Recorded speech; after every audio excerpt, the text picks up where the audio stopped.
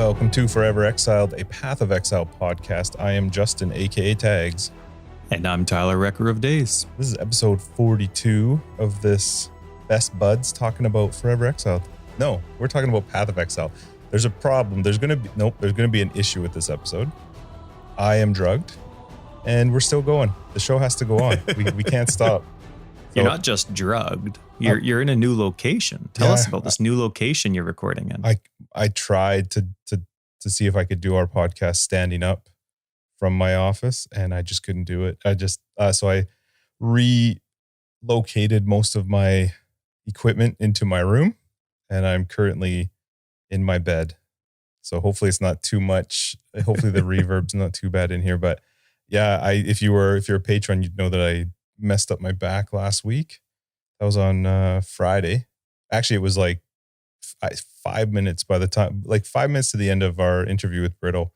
I was like, oh, it's not feeling good. And then by the time we did After Dark, I was struggling to stand. And then Saturday was just me killing myself to try and get it edited because I wanted to make sure it got out. And by Sunday, I couldn't walk.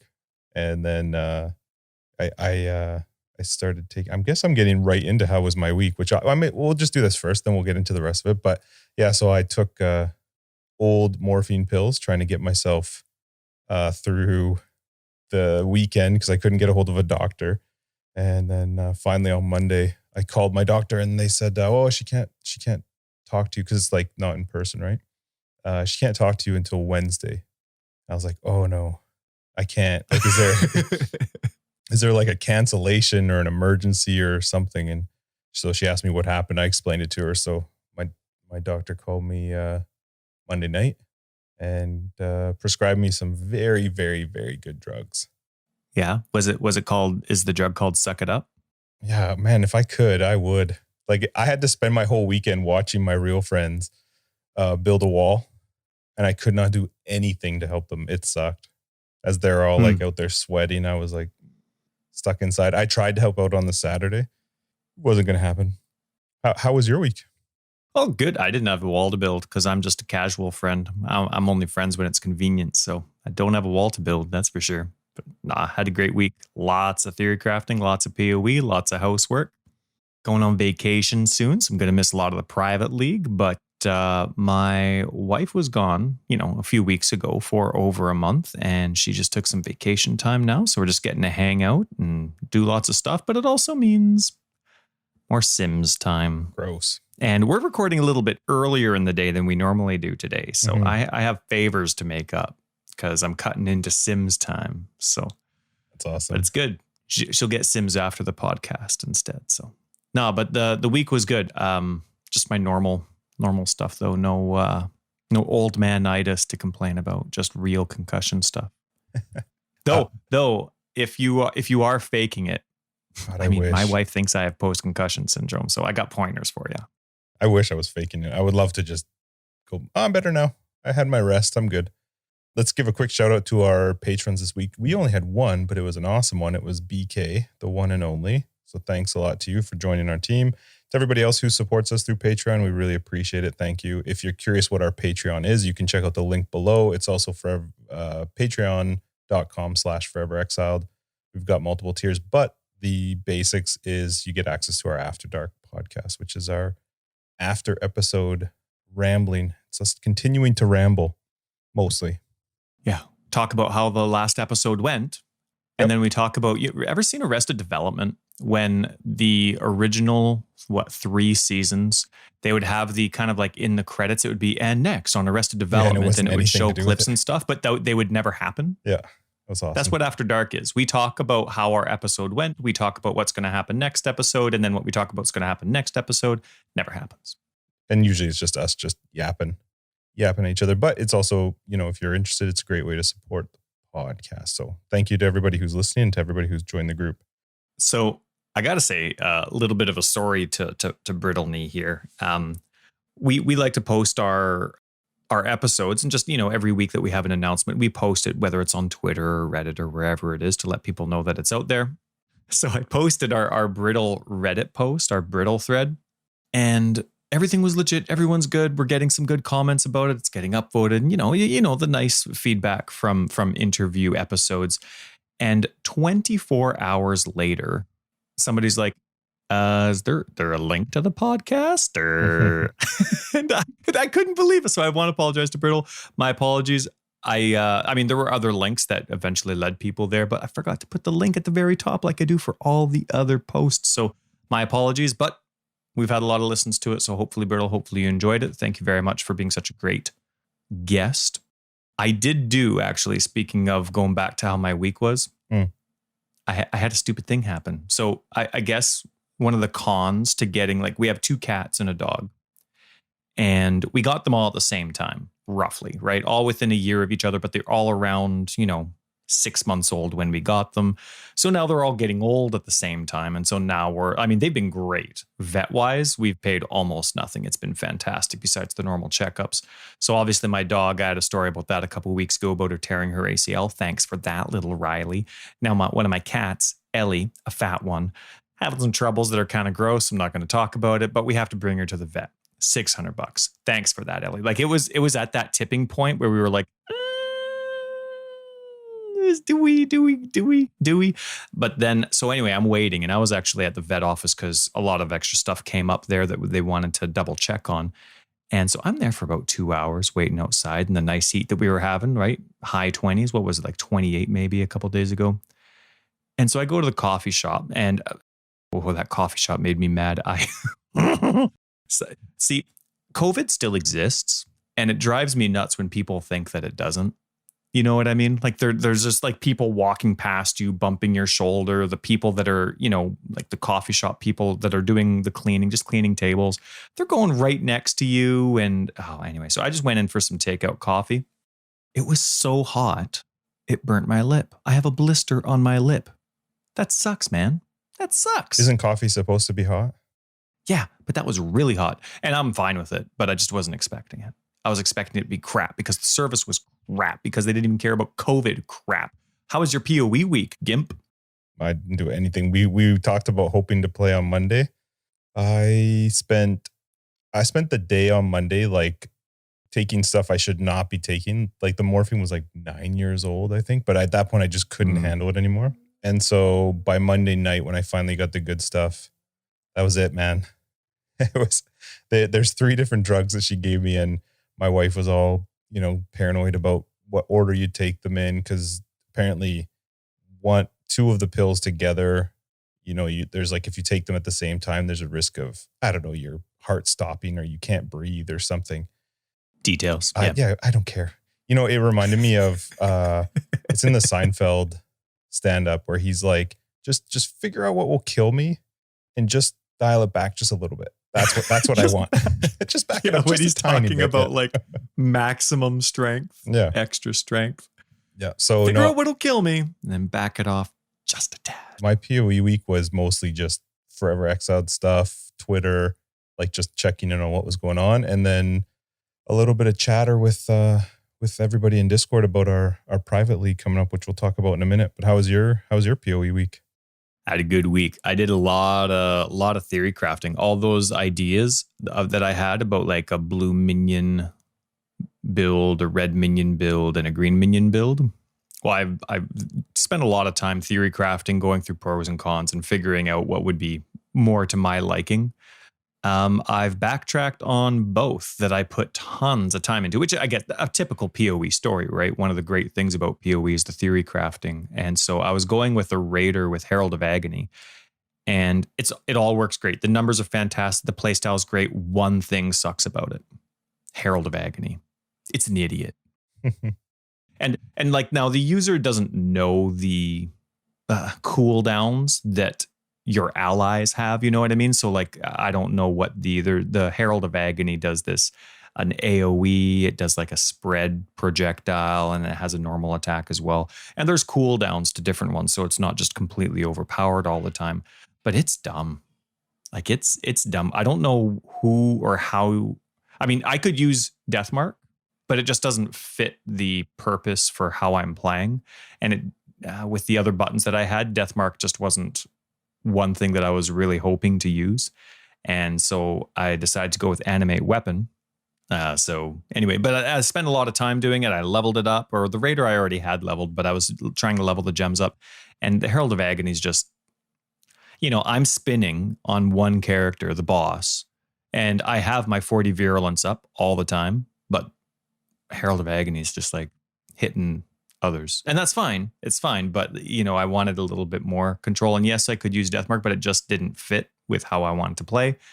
So that one got nixed. And Dominating Blow was so overpowered. It was so fun to level with, and the survivability was great. But one thing sucked about it. It was Dominating Blow. For me, having, even on console, a skill where you have to specifically click on an enemy is really hard. Like one of my dreams is that one day Dominating Blow becomes a support instead of an actual active skill. So you could attach it to anything with, whatever pros and cons would be listed according to the changes. But because it's not, now remember, what was it? What league was it when GGG changed it or showed us that like a single attack, a strike would still hit everyone within the animation if you were to roll a hit? Is it the melee update? I don't know. Is that 310? No, that's not 310. It was earlier than that, I think. Was melee before like minions? It wasn't. Yeah. Really? Oh, I don't remember. Anyway, I do know what you're talking about. Anyway, yeah. So anyway, it does hit multiple people, and there's a couple nodes I've selected for extending melee range, but still, when you have, so I have Herald of Purity and Dominating Blow. By default, I always do my math with 9 sentinels, right? Because when you're hitting a rare unique enemy or a unique enemy, it's just going to spawn the normal ones. So I have at least 9 sentinels around. And then 4, what are those called? Are they also sentinels? The Herald of Purity. So there's 13 running around. And then, of course, we all know Path of Exile is a really busy game. So for someone like me, where I can barely focus on the screen, whether it's a mouse or my Xbox controller, to like try and find, am I within melee range of this character? I'm swinging and I'm swinging and I'm swinging. I can't see if I'm hitting them. And that's a very valuable part of Dominating Blow.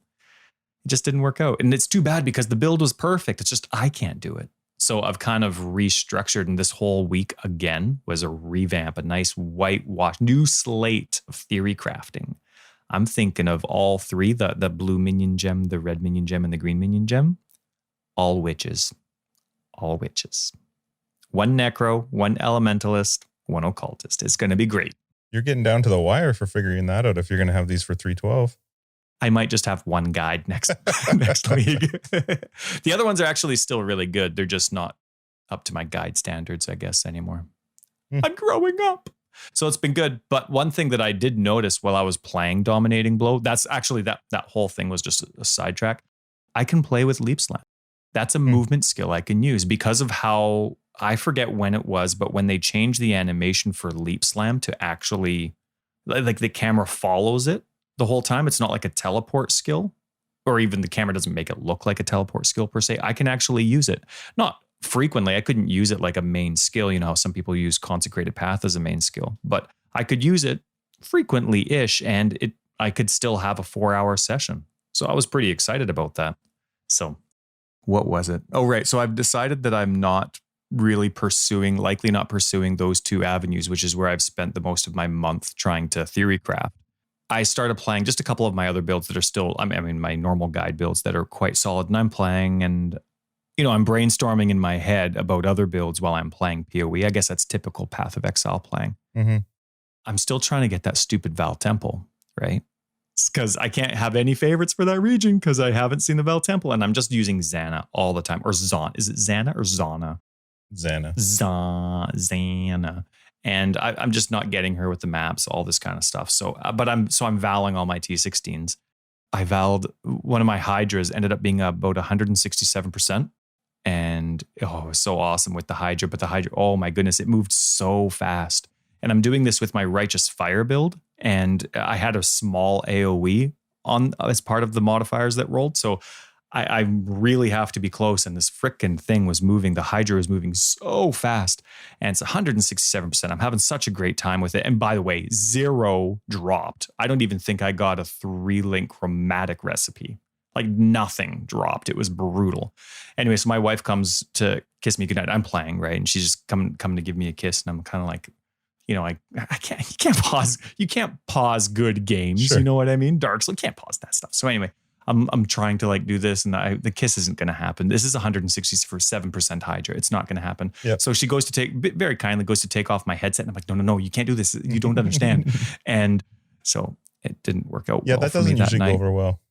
No, that's where when you have a PoE spouse, those things make sense. When you don't have a PoE spouse, it's a long week. Yeah, they don't get it. But my PoE bud understands. It's a 167% Hydra. You can't take the headphone off. Yeah. I'll kiss you later. Right. It'll be fine. I've had lots of kisses. It's fine. We'll get another one later. That's right. Yeah, that's how we got our kids. That's kissing. Awesome. So anyway, yeah, no, it was a great week. Great week. Nice. We have our private league starting, well, technically tomorrow. Right. When people can listen to this. If you listen to this on the day it comes out on Sunday, our private league starts on Monday, the 24th at 9 a.m. Pacific Standard Time. We added some more slots just today, and we'll maybe add some more this weekend if we get more people on there. So we have awards for highest level and deepest delve. And it's hardcore solo self-found, like the worst combination for Tyler and I. I love reading how many people are like talking about what builds they're going to play or how they're going to play and trying to figure it all out. I think it's fun. It is kind of cool. I mean, when you came up with the idea, I was like, why on earth? And then all of a sudden it clicked. I'm like, yeah, that'd be so fun. A 10-day thing that would be so like against what we always do. And it's fun seeing how many people are excited to do something they would never normally do. Yeah, a lot of them seem to be in the same boat we would be, which is, no, I don't want to play solo self-found hardcore. Like that just seems like a dumb idea. But when it's only for 10 days and there's the potential for, a $60, whatever they're called, the credit for your Path of Exile account. Yeah, that's awesome. So I'm excited. Do you know what you're going to play? I know your time's going to be relatively limited, but in order to not be last place, do you know what you're going to play? Well, I was really excited about the Raider Herald of Agony build. Like when I was going through, that thing just wouldn't die, but I hate Herald of Agony, right? And I had convocation going around like crazy, so I don't know. I was pretty sure, but now I might just do the standard zombies. Hope for the best. Maybe add the nauseating flame dash in there for the sake of hardcore. And then, only play for 2 hours instead of 4 hours, and then but at least I'm alive. Right. Yeah. I'm not going to have that grayed out bar. Now, do you know what happens if I die in the hardcore league? Mm-hmm. Can I make a new character without taking up a new spot, or are we like limiting people? Can you make as many characters as you want in this league? I think once you die, you're transferred out of the league. So your name will exist in the ladder, but your characters move, so you can create another one. Pretty sure. And so we're just allowing people, because it's a short thing, to go as long as they want. Yeah. I think it's a good idea. Or make as many players as they want, I mean. Yeah. Sweet. We're not like crazy rules people. We don't think about that stuff. We stick to our rules from our Discord. Don't be a turd. Yeah, that's right. Though we're still really hoping a turd joins. We've had a few people like, hey, I'm a turd. I heard I was supposed to join the Discord, and they turn out to be great people. So it's as exciting as it is to have great people in our Discord. If you know a turd, we'd love to ban someone.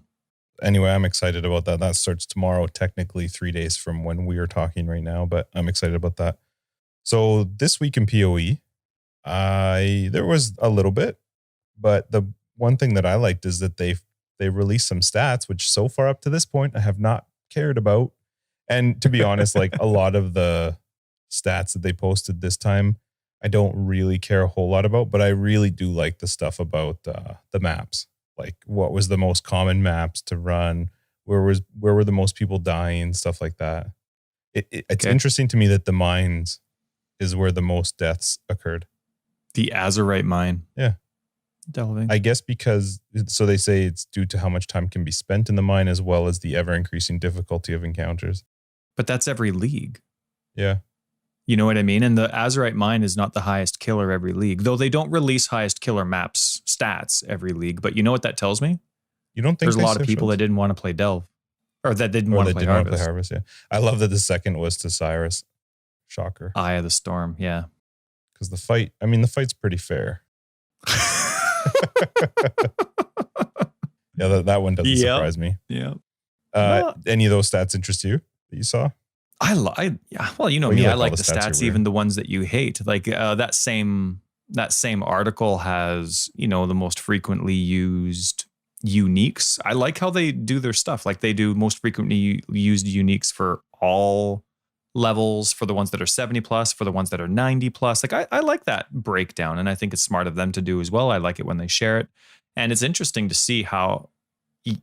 I don't know. I just really like seeing the difference of the 90 plus ones, right? I ignore everything that isn't 90 plus or isn't hardcore. Even when I'm looking on PoE Ninja, I don't care if you got 100 on softcore. I mean, that's amazing, and I'm never going to do that. But when I'm making a build, I'm looking at hardcore only. I'm looking at, honestly, it's solo self-found hardcore because I don't play the market, so I'm not looking for builds that are based around specific items. So I like looking in this situation. I look at the 90 plus and I see something like Bated Breath. Well, that's cool. It's not very often. A Tabula. So anyway, no, it's cool. And I like seeing the top 10 maps that are run too. Like I like running whatever I have the most of, even if I have a favorite. Yep. That's why I really like the new favorite system in the Atlas, because now I can make my favorite maps, my most frequent ones, but I like to kind of always make sure I have some, especially in how the maps constantly fluctuate each league. You know what I mean? How they reset the Atlas. So I always take, if I'm looking to do a T16, I take, okay, well, what do I have the most of? Okay, I'm doing that one. And even if I'm not a big fan of the layout. So I like seeing what people that obviously don't play that way. Toxic Sewers is your favorite. That one's there. Strand, Glacier, Tropical Island, Promenade. For the most part, they're the ones that you can loop around really easy or linear. Chateau. That doesn't sound like one that has. It must be because there's a reward in there, Yeah, but it doesn't sound like a nice something. right wall hugging one. I like Haunted Mansion. That one, just because of the paintings. That's just awesome. But I liked it. Any other stats stand out to you? No, I that whole one though is better than all the other ones combined because I actually care about those ones. I don't care about the harvest seeds. Yeah, well, you're a little picky prince. And then they also came out with the F patch 3.11.1F, primarily Bloom, which is actually this is actually a pretty cool change with their new changes to Bloom. You actually have a slider now, so you can adjust it a little bit, and the intensity seems to be reduced quite a lot. The want to sell thing to me is weird. I guess some people needed it. I'm curious Can you explain what that is? So messages intended to be sent to a global chat channel which contain WTS, which is want to sell, will now automatically change the chat window to the trade chat channel. I'm curious how many people are still using the trade chat in game. Like that used to be the only way to do it, but why would you still be using that? I don't understand. I don't know. It seems very bizarre to me. I don't know. Honestly, when I accidentally have the trade chat on, no matter which one it is, it's busy. Like I don't see the efficiency of it. I don't see where people are. I'm curious how many people are actually getting sales out of there. I don't know. You know how I normally avoid Reddit? Like I'll post about builds and stuff, my own builds or someone else's, but for the most part, I just stick to builds. Well, I thought you liked Reddit. Yeah, I love it as much as you. For some reason, Bloom is one of those, I guess every subject in PoE land is a sensitive subject to the community, but Sure. Bloom was one of the recent ones. So after the Bloom post on Reddit, I posted, hey, really excited for this post. Looking forward to the fix. Can't wait to try it. Something like that. Gets downvoted like crazy. Right. And then, like someone else is like, why couldn't you just do this? Why couldn't you just do that? And I'm explaining like, you got to know how to make a video game to be able to turn this stuff. Like just wait for the patch to come out first. Right. And try it out. Downvoted like crazy. Oh, really? It's, I had a nice Reddit argument this week. And that how did solidified it go? my fact that I should stop caring about people. But no, I'm excited. I like it. They added a cool slider bar, right? You can have Bloom all the way down to 25%, and you can slide it all the way up apparently to 135% if you really like it flashy. I think that's awesome, right? It wasn't just a decrease. They let you do what you want. And apparently with some of the Bloom changes they'd previously made in some of the more recent patches, the 25% that you can roll it down to now is actually a lot less than the 25% that they had previously. So hopefully it accommodates all the people that couldn't play with it. I'm extremely sensitive, and for the most part, the game's not too flashy. Now all we need to do is Brittle's request, right? Where the Cyrus fight and fights like it aren't just the same color. Yeah. Have you played with the bloom change? No, there's no bloom options on console. I just take what they give me, and it's great because console is the future. Yeah. Who would like to have control over some of that stuff? Not I. Sweet. Now, one thing that Bertle pointed out last episode regarding leagues is that anything that takes away from mapping itself is an interruption to the ARPG experience. Do you remember that comment when she said that last week? I really liked that comment. It was a very good summary of a lot of long-winded things I've said in previous episodes where like core mechanics or mechanics that go core need to keep the flow of the game going. And I really liked how she summarized it, because anything that takes me away, as great as other mechanics are, whether it's harvest or anything else, no matter what the final intent or value or purpose of it is, if it keeps me from killing stuff, mobs, that's nice that it was in, but I definitely don't want it to be a part. Like I sign in to kill mobs for 5 minutes, 5 hours, and then I'm out and I don't really want to do anything else, right? So I quite like that. What do you think about that? Are there certain core mechanics in the game that do take you away from that ARPG experience, but you still like it in this game? I don't know if I can think of any specifically. I agree. I don't want anything to take me away from the killing mobs. Like that's what I want to do in the game. I'm trying to think of any league, or I guess not league, but core mechanics right now that do. Outside of harvest. Oh, core. Right. Sorry. Yeah, core. Well, I mean, there's sort of with Metamorph, but no, like we were talking about with Brittle, it's not like it's something people often do where you actually go to the lab and fight the one crappy monster who has relatively crappy drops. And Delve to me isn't taking you away from the experience of the game, because you are continuing to just kill mobs. And you make those choices so fast, right? Like you look at the map, you click, and then you move into the circle and you're there for 2 even seconds. Ones that we don't like Alva, it's not taking you away from the concept of running around and killing monsters. So yeah, I'm not sure that there's too many things in the core game right now that do. Definitely Harvest was one that would, with regards to the Grove specifically. But I'm curious. I'm really, I know we weren't specifically going to talk about this, but I am really quite curious to see what 3.12 is going to be like.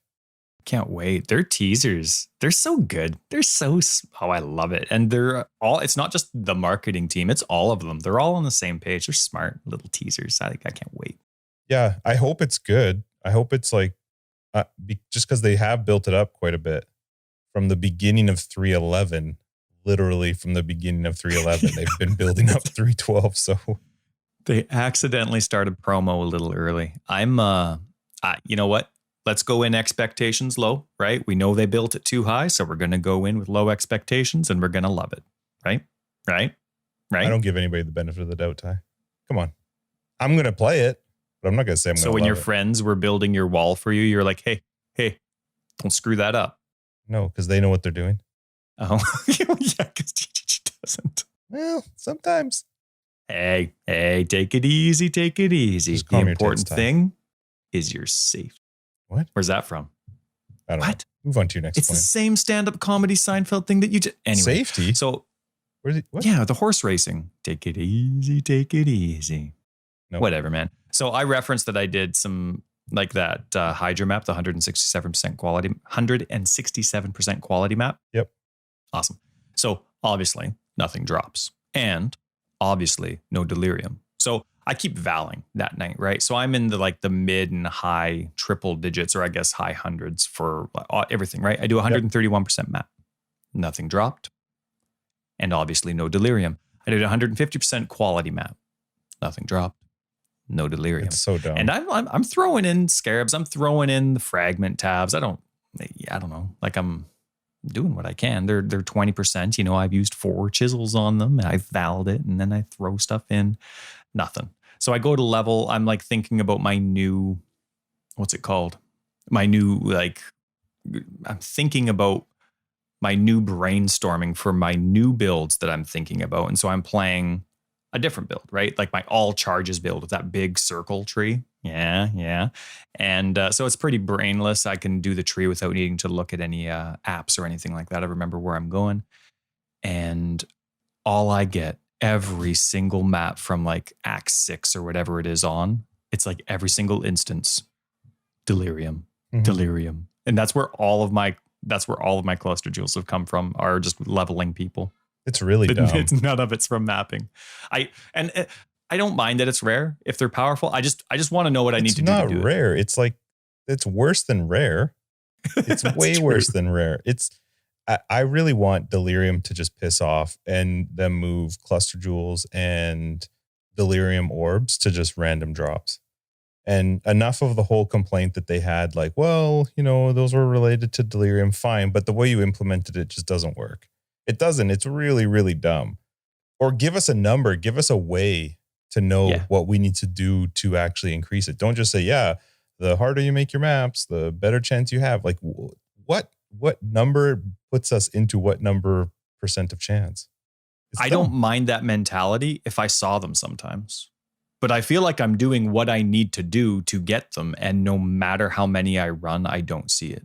So unless there's a glitch, the idea that they have just isn't working. I would like to see delirium mirrors go away and then cluster jewels and orbs just become drops. Because I love delirium orbed maps. I've said it before. I love them. I hate the mirror. I just don't like it. It's not fun. Yeah. Okay. So speaking of core and how delirium is, we got to talk a little bit about this. So we normally would have talked about this last week, but we were interviewing with Brittle and we chatted a little bit with her about it, mostly because it became a big thing on Reddit. But Harvest not going core. There was an announcement by GGG, would have been just about 2 weeks ago now, that the Harvest was not going core, that the crafting was not going to go core, and that they may look at ways to introduce some of it upcoming, but they didn't know.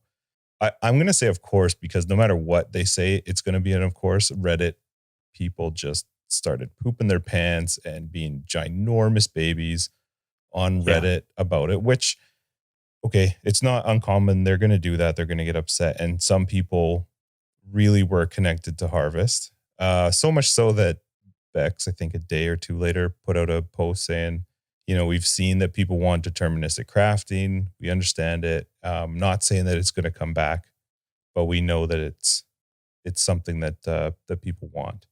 I'm curious because we didn't talk a whole lot last episode. We talked a little with Brittle about what her thoughts were. What are your thoughts with regards to Harvest not going core? For me, I don't really have any thoughts, but it's because Chris told us at the beginning that it wasn't going core. And so I never expected it to go core. So, it's like, hey, I'm going to a Blue Jays game. And then at the end of the Blue Jays game, I'm going to come home. And then when I get home, I'm home. I don't know. It's just like that obvious and blunt to me. Like, it's just, I remember in the Bay class, he said it's going to break the game. It's not going to stay around. 311 is going to be a test league so we can try stuff out in the community. And it was great. I've mentioned many times the aspects of Harvest that I didn't like. I don't care about the garden. I like fighting enemies, but I don't want to micromanage. The nice thing about a hideout, like the only other thing you can micromanage in the game, is you don't have to do it, right? And it doesn't really even reward you with anything. I love the crafts. I love everything that like the outcome of Harvest gives, but okay, it's not going core. And that's fine. And one thing that I actually thought was quite exciting is it wasn't like definitive. It just says it's not going core now. We're going to take our time and figure out and see which parts of it would be good to bring into the game at another point, right? Because they obviously saw a lot of positives, not from community feedback, but just they saw a lot of positives of how it really grew the game. And we knew this was going to be a test league. And every single league going up to PoE 2 is going to be a test league. 312 is going to bring something in. 313 is going to bring something in. And all of this is okay. And this is what they're thinking about, right? They have, okay, so this is all the cool stuff you can do with Harvest. but they're thinking about everything they're introducing in 3.12, the stuff that they're thinking about introducing in 3.13, and it has to correspond. It has to work together, right? Like we're all, whether you're one of the whiners or whether you're one of the people that understand, we only see it up to 3.11, right? We don't have the other leagues that are coming in mind. So I'm fine with it. Like they told us ahead of time it wasn't going to happen, but I'm like, there's going to be some cool stuff that you can't do that's, you know, I don't know. Think of it like this. Somebody came over and they dropped a Ferrari off at my house for the weekend. It's like, hey, you can have a Ferrari for the weekend. It's like, oh, sweet. So, you know, you drive it around, you have a great time, you do your thing. And I mean, it didn't even cost me any currency to use. And then, you know, they come by at the end of the weekend, they take their vehicle, and then I gotta, okay, yeah, I'm not that impressed with my Honda anymore. All right, fine. You know, it's the same thing. It's great. I'm fine with it. How about you?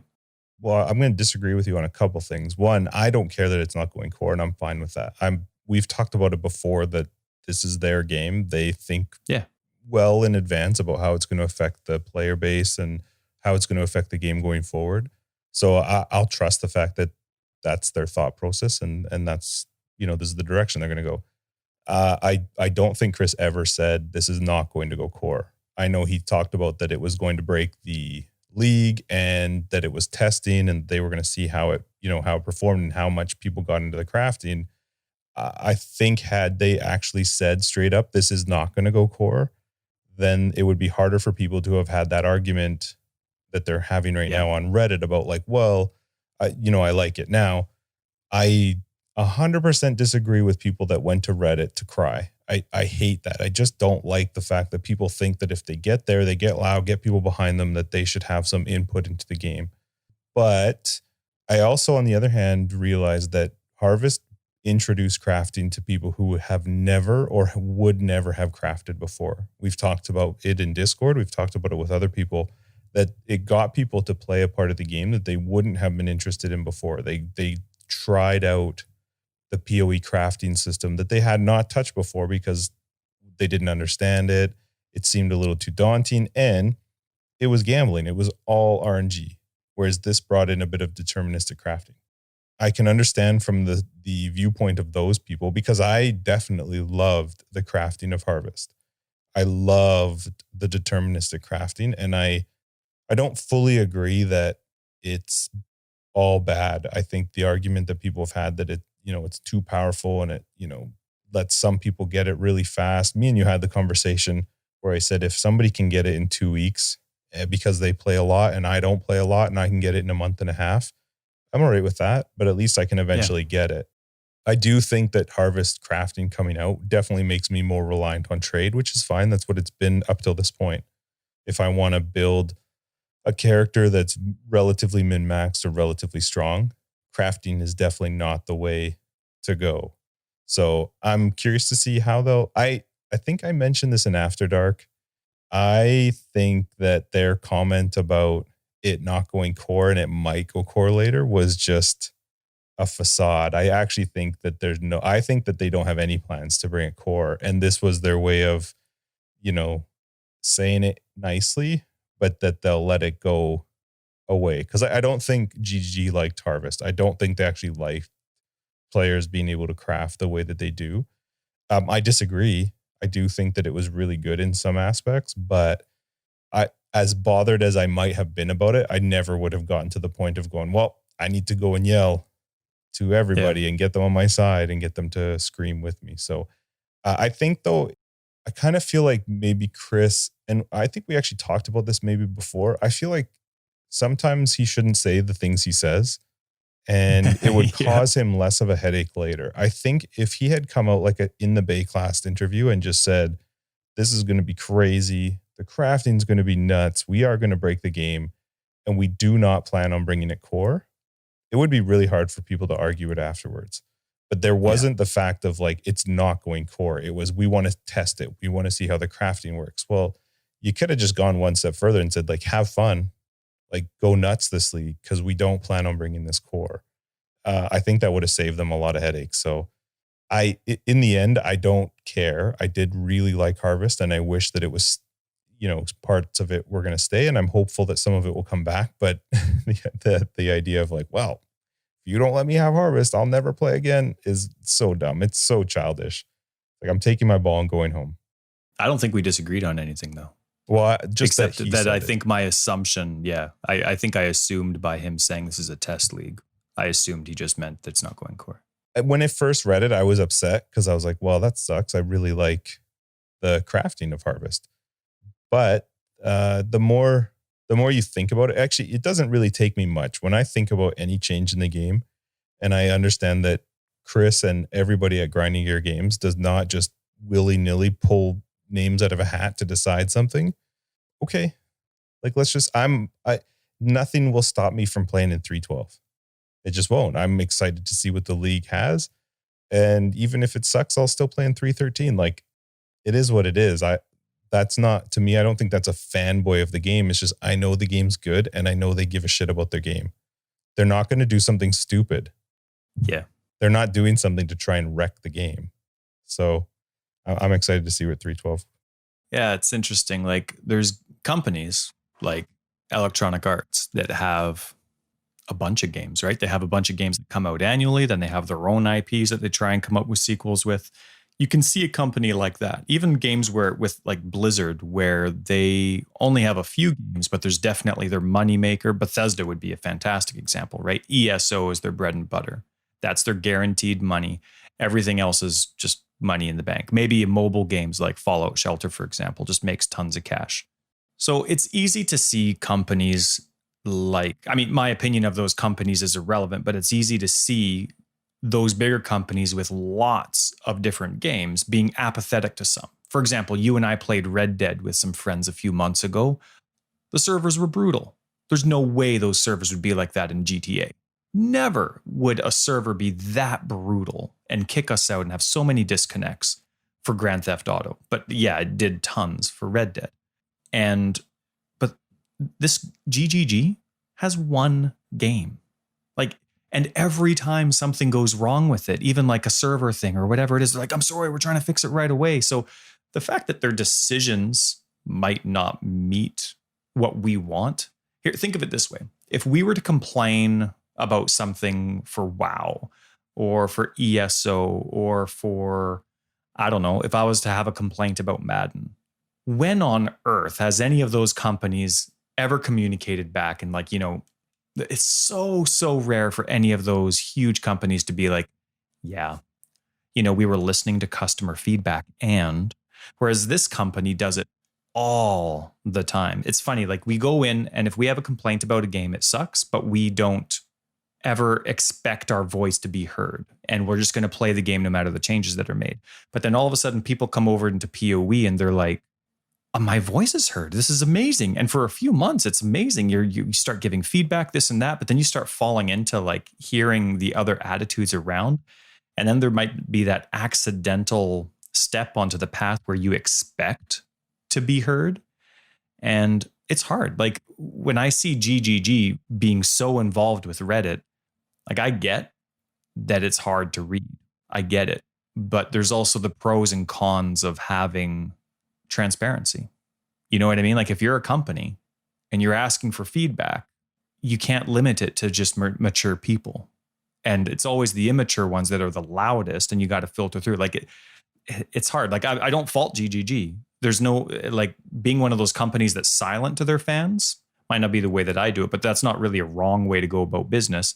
Being transparent with your fans there's not a wrong way to do that either, but it definitely comes with its cons and, can't be a fun read some days, that's for sure. That's just online. That's all the time. Forums, Reddit, any form of that is always going to attract loud, whiny people. I think people are, I want to give them the overall benefit of the doubt, even though I can't stand Reddit. I think in general, there are a lot of people that are good on there. I know leading up to this conversation about Harvest, somebody posted a video by Mathel in our chat, and you and I talked about it in After Dark last week. You mentioned I still didn't get a chance to watch all of it, but I think it's okay. I wish people would understand. I don't remember. We've talked about this before too. Like people can have a different opinion. It's fine. You don't have to agree with everyone. And I think the thing that just drives me crazy more than anything else is knock it off with the thinking that you're not going to play the game matters to anybody. It doesn't matter. Don't play it. Like, go find something else. Find another game that puts this much effort into their game and wants people to stick around. Like, good luck.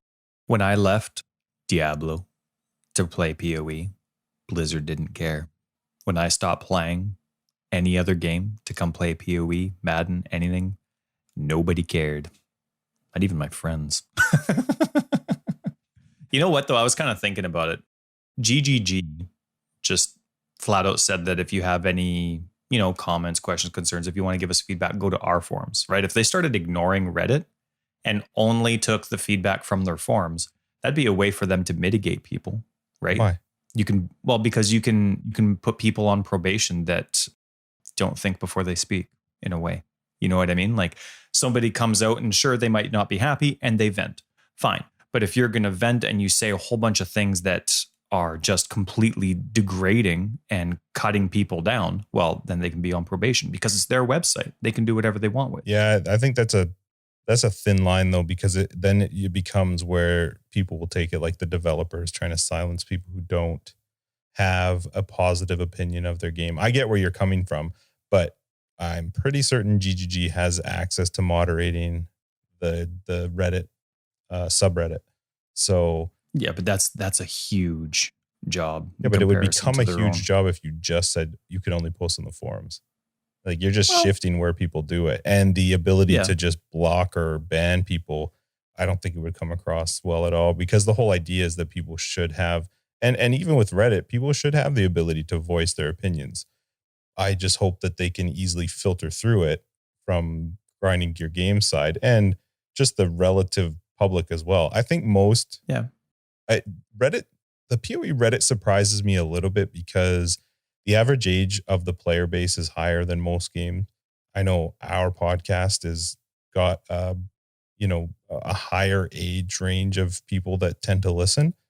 It would surprise me if people in that age bracket are going on and yelling and threatening to not play. Like, that would just be very weird to me, to be our age and go, hey, video game company, if you don't make the change I want, I'm not going to play. That seems very 13, 14-year-old to me. Yeah, I don't think there's that many people saying that. But the one thing about being able to put people on probation, though, is you have a code of conduct. Like, you're not taking sides. You're not muting people. Well, yeah, that's such a hard line to judge, though, Ty. Where do you say you've broken that line? By saying something negative about the company? No, there's certain things in the code of conduct. Companies do it all the time. It's in every single company has those types of code of conducts, and they ban people. Some people are like, oh, well, you're muting this person. That, well, you just ignore it. Nah. But it's the same thing, right? The people that are getting banned now can say the exact same stuff. The people that are getting put on probation on their website. The only way you're getting banned on the GGG forums, or you don't even get banned, you'll get like timed out, is by being belligerent to other people, not to GGG. You're not getting banned or blocked if you're having a negative opinion of them. You are if you're negative to other players, which I think is good.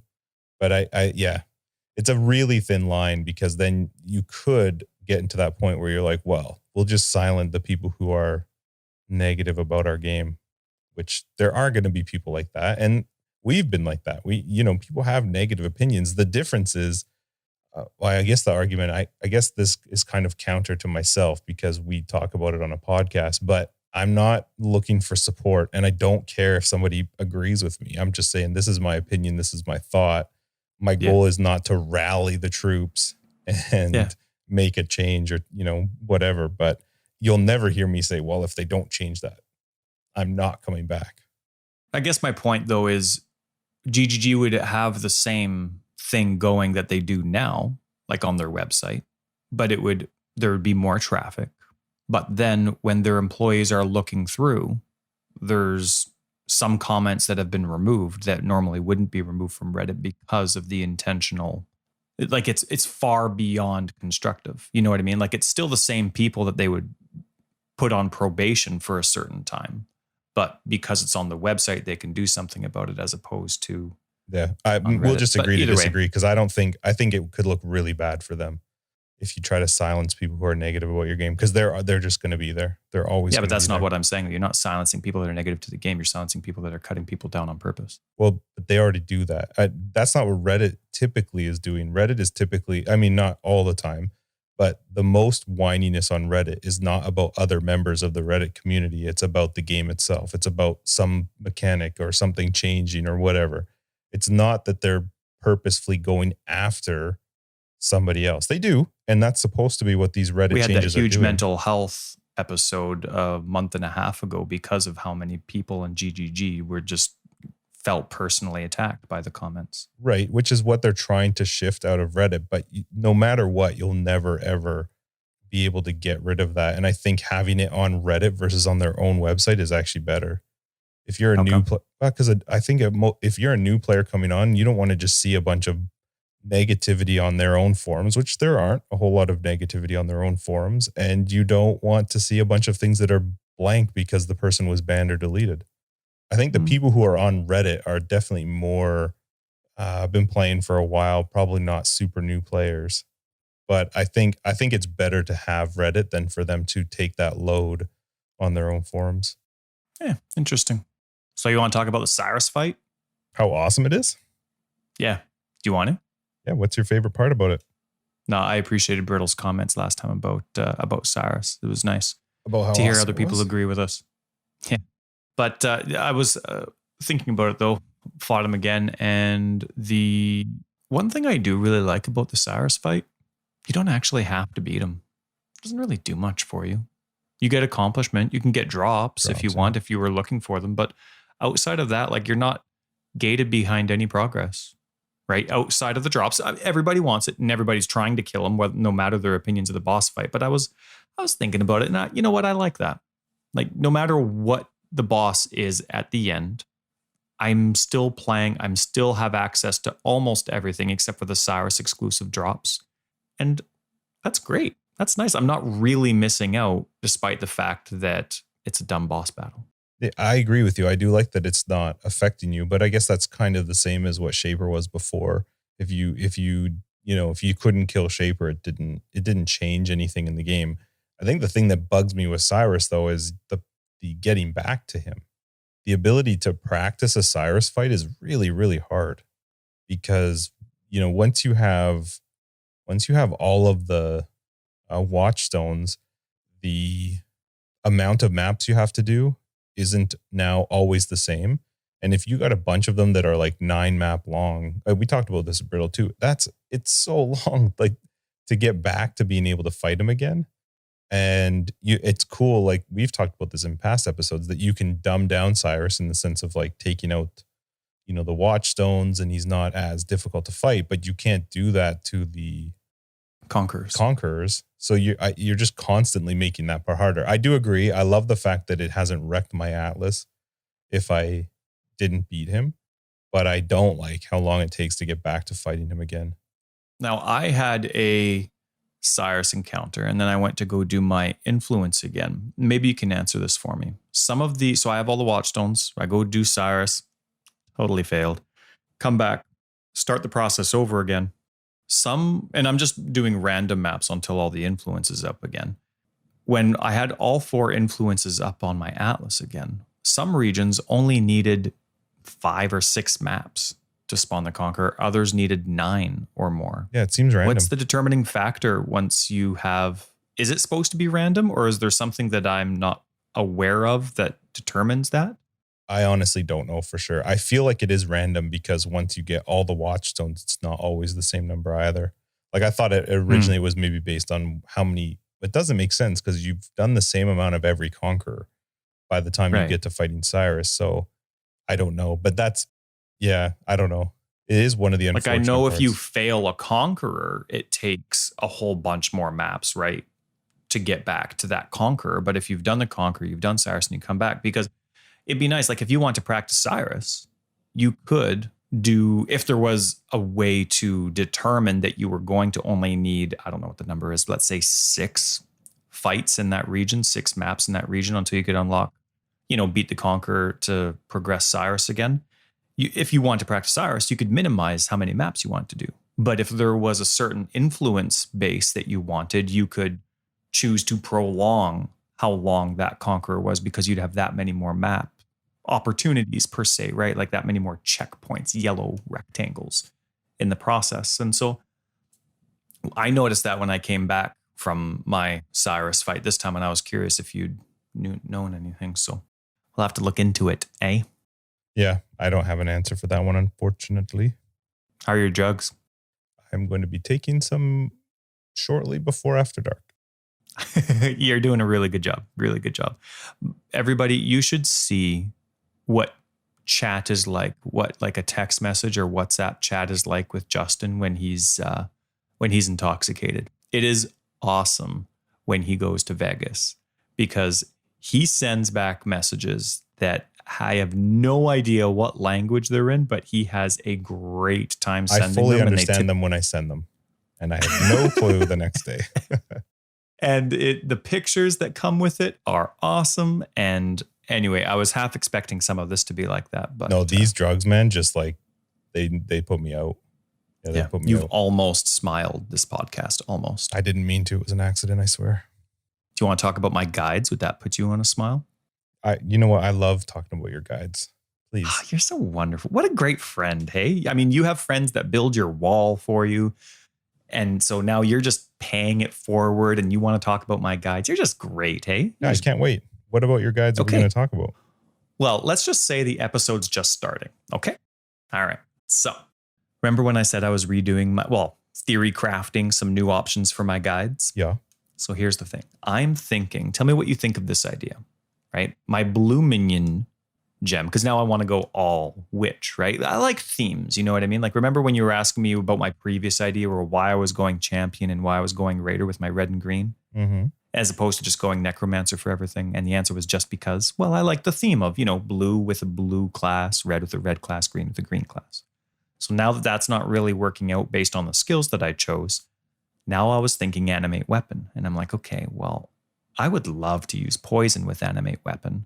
And the witch, the occultist is perfect for that, because the witch has a minion node that helps it, minions explode when minions kill enemies. And then there's the negative to chaos resist for enemies that are close by. There's the automatic wither. Oh man. So I was thinking about trying to put that together, and that would be kind of a cool thing, because I'm looking on PoE Ninja, and there's like all animate weapon. There's no occultists. Nobody's doing poison with animate weapon. I was like, oh, this is cool. I could have a niche build. And I actually seem to put it together quite well. I'm using Spell Slinger with it so that it's still one button. You lose damage with it, but that's just what you get when you get a lazy build. I don't really like calling it lazy build, but a lot of people call them lazy builds because a lot of people that do my builds don't need to. So they call them lazy builds. So I'll call them lazy builds. So I'm pretty excited about that one. I've gone through and I've been humming and hawing about different stuff. Just got to figure out the damage mitigation a bit, but it's good. It's good. And it'll be stun immune, because that one node, I forget what it is, that's on the right. While you have energy shield, it'll be a life build, but while you have energy shield, you can't be stunned. But that same node regens 40 energy shield a second. So you'll, in theory, for the most part, almost always be stun immune. The blue gem will obviously be necromancer. It'll be zombies. It'll be zombies, but I really want to add the bombs into it. I want to add not infernal legion, minion instability back into it. I'm excited about that, but I haven't figured that one out yet. But the one that I'm really excited about, well, I'm excited about the occultist as well, but red gems could be the stone golem, right? And that could be the elementalist with stone golems, because you get a whole bunch of stone golems, right? Or you get plus an extra 2 in total to stone golems, or to any golem, but I'll use stone golems. And then on the tree, there's a node that gives you +1 as well. So I could have 4 stone golems, and that increases the buff they give you. And I want stone golems so that I could use righteous fire. That's right. And why would I use righteous fire, you ask? Well, that's a great question, because it doesn't really make a lot of sense, but it's awesome because there's a lot of elemental damage to it, right? And I can get the shocking influx if I want to, or I could take less damage if I'm hit by a specific damage as well. It's really great. But another awesome thing, I already know the title, even before I know the build. It's going to be called Righteous Buddies, because golems with one of the 2 golem nodes that you pick, they're immune to elemental damage. So you throw on Infernal Legion that gives them, that's supposed to like make them explode, basically, like bring their life down. It gives them a mini Righteous Fire, but then they end up dying. So a lot of people use Infernal Legion with minion instability, but they're immune to elemental damage. So I'm thinking of having stone golems and 4 of them so that I can have, that bonus life regen from the stone golems for Righteous Fire.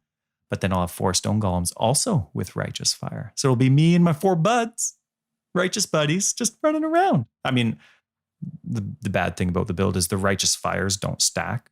You know what I mean? Like it'll be mine versus one of theirs, but still.